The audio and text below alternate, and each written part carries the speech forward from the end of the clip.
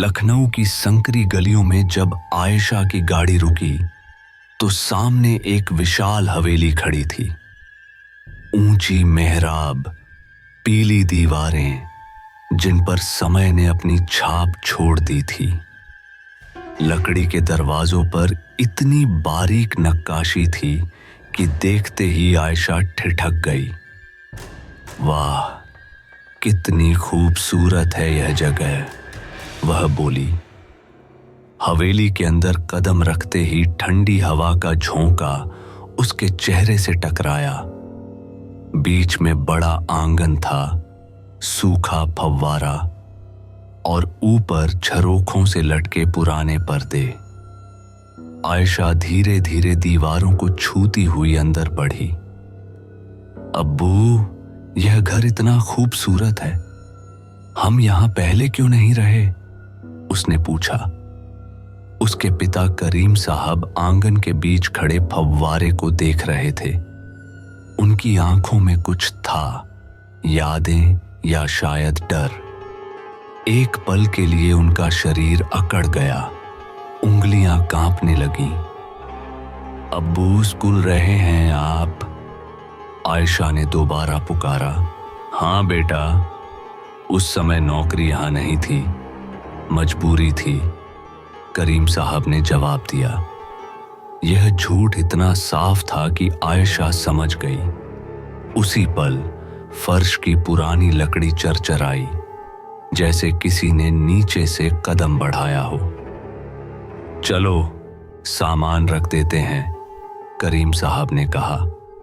और अचानक हवेली का भारी दरवाजा खुद ब खुद बंद हो गया। धड़ाम! रात हो चुकी थी। कमरे में एक पीला बल्ब टिमटिमा रहा था। पुरानी चारपाई हर करवट पर चरमराती थी। हवेली में भारी सन्नाटा था। आयशा आंखें बंद करके लेटी थी। तभी एक आवाज आई, जैसे कोई दांतों के बीच से कुछ बुदबुदा रहा हो। उसकी आंखें खुल गईं। दिल तेजी से धड़कने लगा। हेलो, उसने आवाज लगाई। कोई जवाब नहीं। आवाज फिर आई, इस बार और पास से। आयशा चारपाई से उतरी। उसके पैर ठंडी जमीन पर पड़े। वह अलमारी, बाथरूम, खिड़की सब जगह देखती रही। कुछ नहीं मिला। तभी उसके कान के बिल्कुल पास एक फुसफुसाहट। आयशा! वह पलटी। कोई नहीं था। गला सूख गया। वह भागकर बिस्तर पर चढ़ गई, कंबल ओढ़ लिया। पूरा शरीर कांप रहा था। बस वहम है, उसने खुद को समझाया। लेकिन नीचे से फिर आवाज आई, हल्की हंसी की आवाज। आयशा ने आंखें भींच लीं और सुबह तक एक पल को भी नहीं सोई। सुबह जब पहली रोशनी आई, आयशा की आंखें लाल थीं, चेहरा थका हुआ। वह उठी तो चारपाई के नीचे देखा। खाली था, लेकिन एक अजीब गंध थी, गीली मिट्टी और पुराने कपड़ों की। आंगन में उसकी मां सलमा चाय बना रही थी। अम्मी, क्या आपने रात को कुछ सुना? आयशा ने पूछा। क्या मतलब बेटा? सलमा ने चाय का कप रखते हुए पूछा। जैसे कोई कुछ बोल रहा हो, धीरे धीरे। नहीं बेटा, मुझे तो कुछ नहीं सुना। पुराना घर है, आवाजें होती रहती हैं। तुम शहर की लड़की हो, ऐसी जगहों की आदत नहीं। आयशा ने आंगन में देखा तो उसकी सांस रुक गई। कोने में गीली मिट्टी पर नंगे पैरों के निशान थे, बहुत बड़े, जैसे कोई चला और अचानक गायब हो गया। अम्मी! उसने इशारा किया। सलमा ने देखा। एक पल को उनका चेहरा भी बदला, लेकिन तुरंत उन्होंने मिट्टी पर पानी डाल दिया। कोई मजदूर होगा। उसी समय करीम साहब आए। सब ठीक है?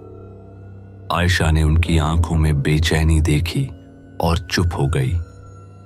हाँ अब्बू, शाम तक अपना काम निपटा लेते हैं, करीम साहब ने कहा।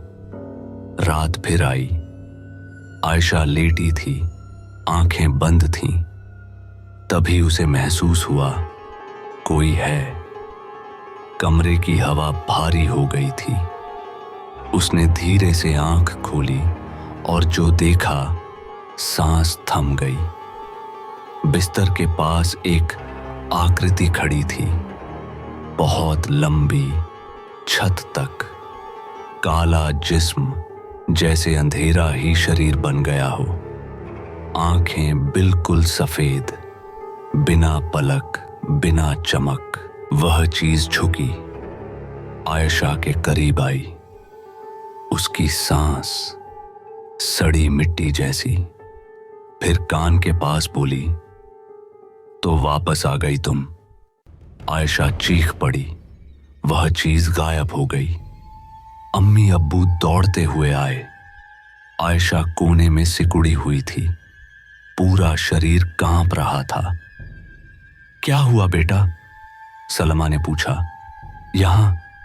यहां कोई था, मुझे देख रहा था। करीम साहब का चेहरा पीला पड़ गया। उसने तुम्हें देख लिया, वे बुदबुदाए। अब्बू, कौन था वो? करीम साहब की आवाज भर्रा गई। यह सब दोबारा शुरू हो गया। मुझे यहां कभी नहीं आना चाहिए था। साफ साफ बताइए अब्बू। करीम साहब ने आंखें बंद की। मेरी बहन थी, फरीदा। इसी घर में हम दोनों बड़े हुए।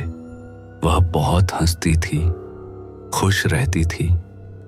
16 साल की उम्र में उसका रिश्ता आया। पूरा घर खुशियों से भर गया। उन्होंने गहरी सांस ली। शादी से पहले फरीदा बदलने लगी। अजीब हरकतें करती, रात को नींद में अनजान भाषा बोलती। फिर एक रात वह छत से चिपकी हुई थी, आंखें लाल, होंठ मुस्कुरा रहे थे। हमने फकीर बुलाया। उसने कहा, इस पर जिन्न का कब्जा है। यह जिन्न इसे शादी नहीं करने देगा। फकीर ने कहा, इस घर को छोड़ दो। यह जिन्न इससे बहुत पहले से जुड़ा है। सलमा रोने लगी। उस रात फरीदा पूरी तरह बदल गई। मर्दाना आवाज में बोली, मैं इसे नहीं छोड़ूंगा। अगर ले जाने की कोशिश की तो सबको खत्म कर दूंगा। हम अगली सुबह घर छोड़कर चले गए। फरीदा को यहीं छोड़ दिया। वह जिंदा थी, पर इंसान नहीं रही। आयशा के आंसू गिरे। और अब वह सिर्फ तुम्हारे आने का इंतजार कर रहा था। तभी ऊपर छत से आवाज आई, टप टप टप। सामान बांधो अभी, करीम साहब चिल्लाए। हवा तेज हो गई, दरवाजे धड़धड़ाने लगे। सीढ़ियों से आवाज आई, भारी कदमों की। कलमा पढ़ो बेटा, सलमा ने कहा। तीनों दरवाजे की तरफ भागे। सीढ़ियों पर एक साया दिखा, उल्टी उंगलियों वाला। भागो, करीम साहब चिल्लाए। दरवाजा खुला। हवा के झोंके ने उन्हें धकेला। एक आवाज गूंजी, तुम फिर भाग रहे हो। तीनों बाहर निकल गए। गाड़ी स्टार्ट हुई। आयशा ने पीछे देखा। झरोखे में कोई खड़ा था, हाथ हिला रहा था। या अल्लाह, बच गए। आयशा ने कहा, नहीं, सिर्फ निकल आए हैं, बचना अभी बाकी है। करीम साहब बोले। मुंबई वापस आकर भी आयशा को चैन नहीं था। 3 दिन बाद एक फकीर आया। यह लड़की उस घर से लौटी है, फकीर ने कहा। क्या वह यहां आ सकता है? आयशा ने पूछा। अच्छा हुआ तुम जिंदा लौटे। वह जिन्न तुम्हारी बहन को अपनी बीवी मानता था। अगर तुम एक रात और रुकते तो यह लड़की का भी वही हाल होता। फकीर ने आयशा के सिर पर हाथ रखकर कलमे पढ़ी। उस रात आयशा पहली बार चैन से सोई। वह शुक्रगुजार थी कि बच गई। करीम साहब ने कसम खाई, उस हवेली की दहलीज दोबारा कभी पार नहीं करूंगा, क्योंकि कुछ घर बेचे जा सकते हैं, पर जो वहां रहता है वह कभी नहीं जाता। अगर आपको यह कहानी पसंद आई है तो कृपया लाइक बटन दबाना न भूलें।